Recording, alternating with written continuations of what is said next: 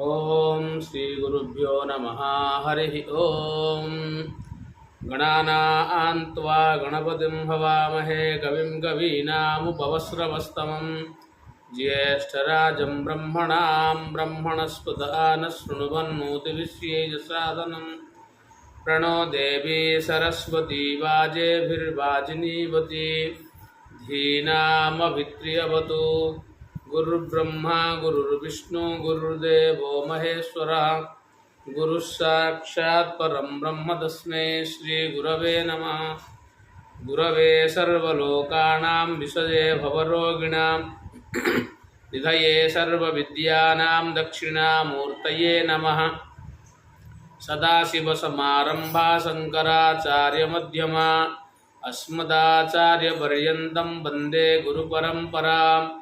ओम गणनाथ सरस्वती रवि शुक्र